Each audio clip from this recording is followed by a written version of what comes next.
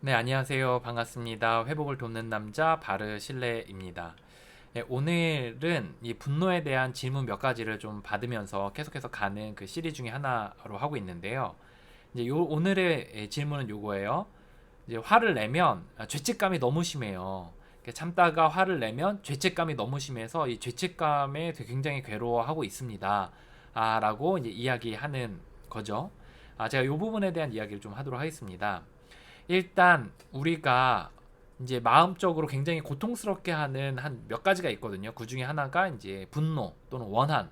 분노와 원한은 좀 다르죠. 원한은 좀 묵어둔 거고 분노는 빡 이렇게 내는 건데 이제 어쨌든 이제 분노나 원한 이런 것들이 우리의 삶에 굉장히 좀 치명적이에요.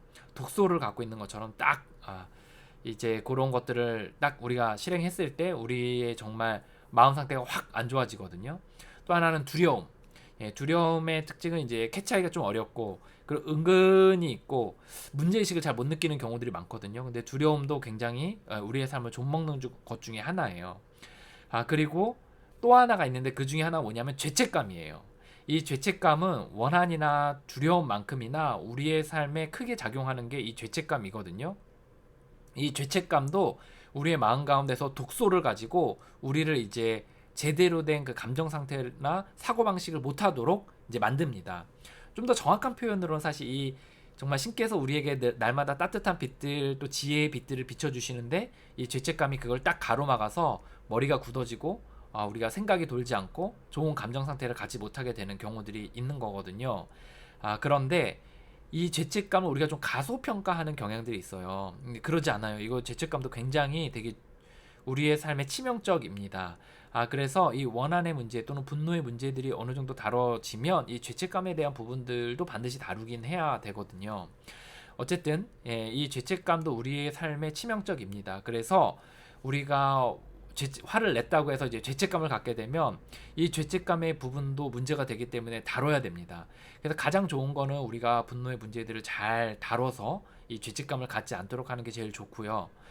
이제 이 죄책감이 만약에 우리가 생긴다면 이거는 좀 처리할 필요가 있습니다. 그래서 이제 어떻게 처리하냐. 일단 상당수는 시간이 지나면 조금 옅어지는 부분들이 있어요.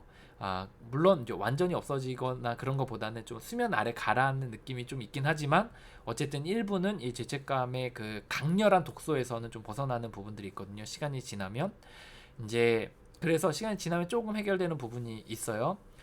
마치 이제 술 먹고 다음날 굉장히 숙취로 막 시달리는데 이제 한 2, 3일 지나면 좀 괜찮아지는 것처럼 이제 이 죄책감도 이제 하고 나면 딱 남게 되는데 분노를 뚝 빵 내서 이제 하면 죄책감이 좀 남게 되는데 시간이 지나면 조금 옅어지는 부분들이 있습니다.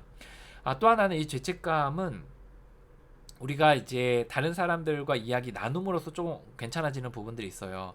내가 이렇게 잘못을 했습니다. 내가 이렇습니다. 이런 부분들을. 또 하나는 이걸 가지고 우리가 기도할 수 있습니다. 이 죄책감의 문제도 내가 해결할 수 없습니다. 신이시여 이 죄책감을 가져가 주십시오. 저는 이제 기독교이기 때문에 이제 하나님 이걸 가져가 주십시오 이렇게 저는 기도하거든요. 그래서 이걸 기도를 통해서 이제 신께 맡기고 이 죄책감의 부분들을 신께 이제 올려드려서 신께서 처리하시도록 내가 아니라 신께서 처리하시도록 이렇게 할 필요가 있습니다. 또 그것도 이제 더 나간다면 우리가 왜 죄책감을 갖는가 한번 생각해 보시고 또 그거를 가지고 나누고 또 기도하고 이런 시간들이 필요합니다. 이제 오늘의 요지는 뭐냐면 이 죄책감을 어떻게 다뤄야 됩니다. 라는 것도 분명히 있지만 제가 먼저 얘기하고 싶은 건 이 죄책감의 부분도 가소평가할 건 아니다.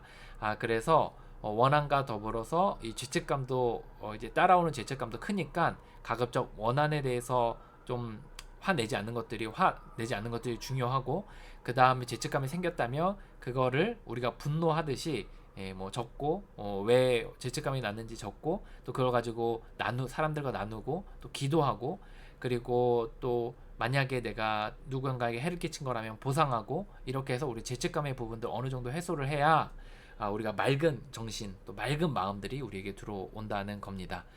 그래서 또 여러분들이 이제 이 죄책감이 생기는 거로 인해 또 강박이 딱 걸릴 수가 있거든요. 이게 무슨 말이냐면 내가 죄책감이 딱 걸린다 그래서 내가 잘못될 것 같고 인생 망할 것 같고 내가 막 신과 관계가 끊어질 것 같고 막 이런 두려움들이 확 드는데 이제 그렇게까지 생각할 건 아니고요. 이게 쌓이면 좀 우리가 힘들어진다. 요 정도 생각하시면서 우리가 이제 죄책감의 부분들을 다루시면 좋을 것 같아요. 그래서 강박으로 넘어가게 되면 이제 그때부터는 이제 굉장히 좀 몸도 굳고 굉장히 어려워지는 부분들이 있거든요.